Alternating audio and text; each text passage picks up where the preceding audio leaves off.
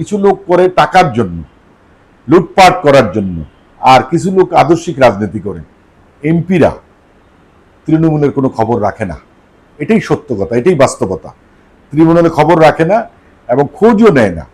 যারা রাস্তাঘাটে ঘুমিয়েছিল, রিক্সা চালিয়েছিল, ধান খেতে ঘুমাচ্ছিল, তাদেরও খবর নেয় না। এটাতে আমি অত্যন্ত দুঃখিত। আমি মাননীয় প্রধানমন্ত্রীকে বলবো যে তৃণমূল পর্যায়ে তাদের খবর নেওয়ার জন্য, প্রত্যেক এলাকার খবর নেওয়ার জন্য। শুধু দর্শক মন্ডলী, আজ আমরা এসেছি বিএনপির একজন সৈনিক জনাব মোহাম্মদ মিলন কমিশনারের কাছে, যিনি বিগত 17 বছর স্বৈরাচার বিরোধী আন্দোলন সংগ্রামের সম্মুখ সারির একজন যোদ্ধা, যাকে আমরা বিভিন্ন সময় বিভিন্ন রূপে স্বৈরাচারের যে আচরণ, সেই আচরণের প্রতিবাদে বিভিন্ন ধরনের প্রতিবাদ করেছেন। কখনো কাফনের কাফন পরে, কখনো লাঠি সোটা হাতে, সেই তার বলিষ্ঠ কণ্ঠস্বরে স্বৈরাচার বিরোধী স্লোগানে। আপনি সাবেক একজন কাউন্সিলর এবং ভোলা জেলা বিএনপির সম্মানিত সদস্য। আপনার কাছে শুরুতে আমি জানতে চাইব যে বিএনপির রাজনীতিতে আসলে বর্তমানে তৃণমূলের নেতাকর্মীরা কেমন আছে? বর্তমানে যারা এমপি মন্ত্রী রয়েছেন তারা কি আসলে তৃণমূল নেতাকর্মীদের খোঁজ খবর রাখেন? আমি সুস্পষ্ট কিছু কথা বলবো আপনাকে। আসলে বিএনপি একটি ভদ্রলোকের দল, জিয়াউর রহমান একটা ভদ্রলোকের দল। এখানে বারবার এটা প্রমাণ হয়েছে, কিন্তু আমাদের কিছু কিছু দুর্ভাগ্য আমাদেরকে খুব বিব্রত করে। যেমন ইলেকশনের আগে একরকম ছিল, নির্বাচনের পরে আমি যতটুকু জানি সারা বাংলাদেশে 70% এমপিরা তৃণমূলের কোনো খবর রাখে না। এটাই সত্য কথা, এটাই বাস্তবতা। তৃণমূলের খবর রাখে না এবং খোঁজও নেয় না। যারা রাস্তাঘাটে ঘুমিয়েছিল, রিক্সা চালিয়েছিল, ধান খেতে ঘুমাচ্ছিল, তাদেরও খবর নেয় না। এটাতে আমি অত্যন্ত দুঃখিত।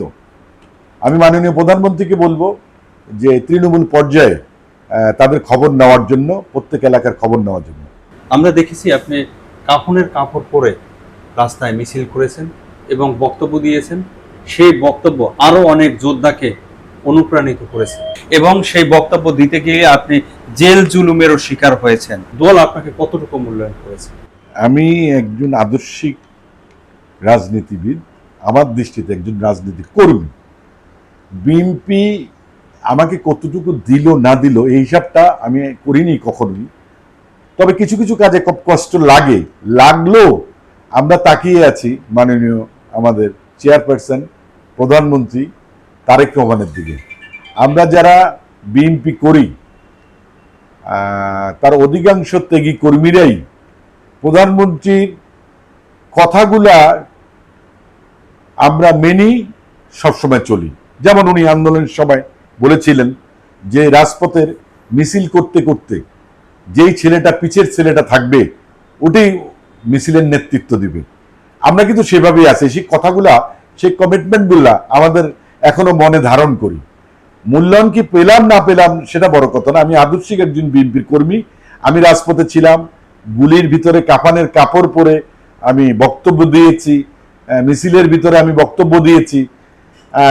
তো আমি একজন রাজনৈতিক কর্মী হিসাবে আমি চাই, আমি না শুধু, আমার সামনে অনেক লাশ আমি দেখেছি। আমার সামনে আমার বন্ধু যুবদলের শরীফ, আগে প্রাইম মিনিস্টার মরহুমা বেগম খালেদা জিয়ার পিয়ে ছিল, হ্যাঁ, ওর চোখে গুলি লেগেছিল আমার পাশেই দাঁড়িয়ে। আমি তখন এই ছেলেকে দেখে আমিও দাঁড়ানো ছিলাম। আরেকটা ছেলে, নিজাম নামে একটা ছেলে, সেও মারা গেছে। আসলে মূল্যায়ন ব্যাপারটা আসলে দল আমরা করেছি, কিছু লোক করে টাকার জন্য, লুটপাট করার জন্য, আর কিছু লোক আদর্শিক রাজনীতি করে।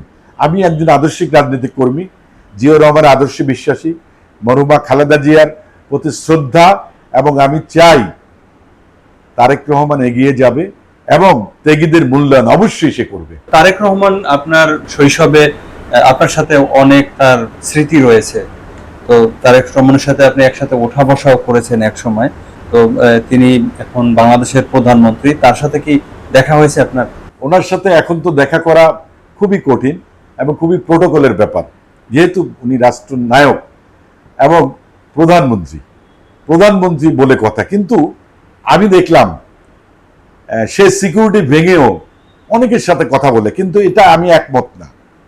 কারণ বাংলাদেশে অনেক মির্জাফর আছে, যেই মির্জাফরের শিকার হয়েছিল তার বাবা।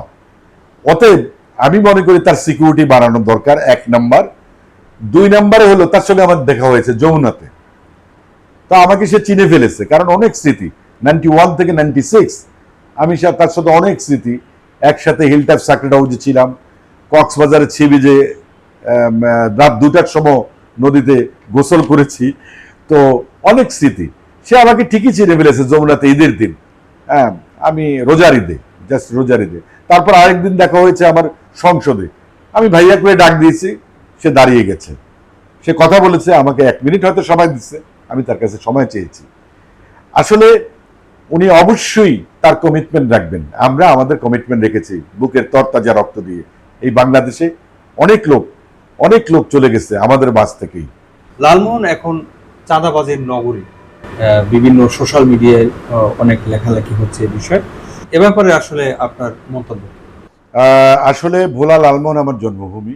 আমি ওখান থেকে বেড়ে ওঠা এবং ওখান থেকে রাজনীতি করতে করতে এই পর্যন্ত আসা। আমি বিএনপির আদর্শে, জিয়াউর রহমানের আদর্শের একজন সৈনিক। আমি আসলে যে ব্যাপারটা আপনি প্রশ্ন করেছেন, আমি একটু বিব্রত। আসলে কিছু লোক, দুষ্ট লোক সব জায়গায় আছে। এখন যারা এই চাঁদাবাজি করে, আমি মনে করি তারা কোনো দলের না।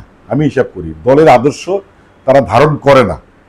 আসলে ওখানে যতটা আপনি শুনেছেন ততটা আসলে না ব্যাপারটা। আমাদের মাননীয় স্পিকার মহোদয়, আমাদের এলাকার সুযোগ্য সন্তান, বীর মুক্তিযোদ্ধা মেজর হাফিজউদ্দিন আহমেদ বীর বিক্রম, আজকে বাংলাদেশের একজন সম্মানিত স্পিকার, সংসদের স্পিকার। তো উনি প্রশাসনকে জিরো টলারেন্সের করেছে, চাঁদাবাজ এবং মাদকের বিরুদ্ধে উনি শক্ত অবস্থান নিয়েছেন। অতএব যারা দুষ্ট লোক আছেন তারা অবশ্যই এই কার্যকলাপ থেকে বিরত থাকবেন।